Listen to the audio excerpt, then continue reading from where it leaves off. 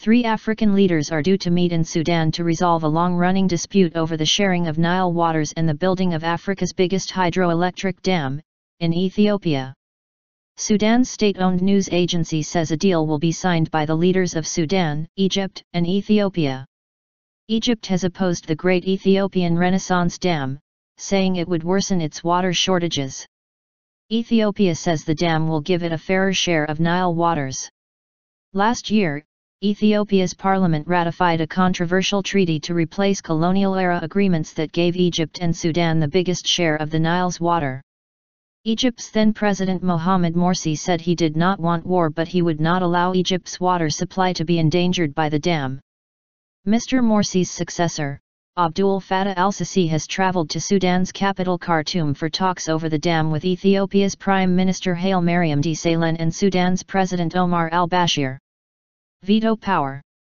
Egypt's privately owned al-Misri al-Yom newspaper quoted unnamed officials on Sunday as saying that plans to sign a deal had been postponed, and Mr. al-Sisi would push Ethiopia to include a piece of legislation protecting Egypt's rights over the Nile.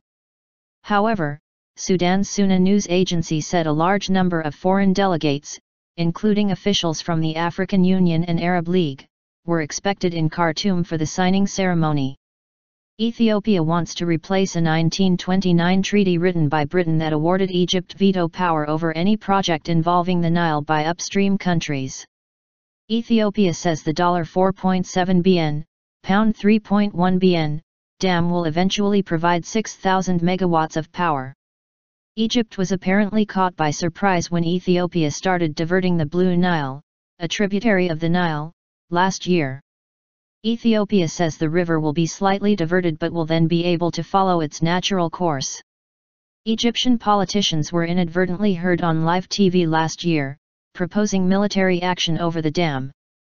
Ethiopia has received strong backing from 5 other Nile Basin countries, Rwanda, Tanzania, Uganda, Kenya, and Burundi.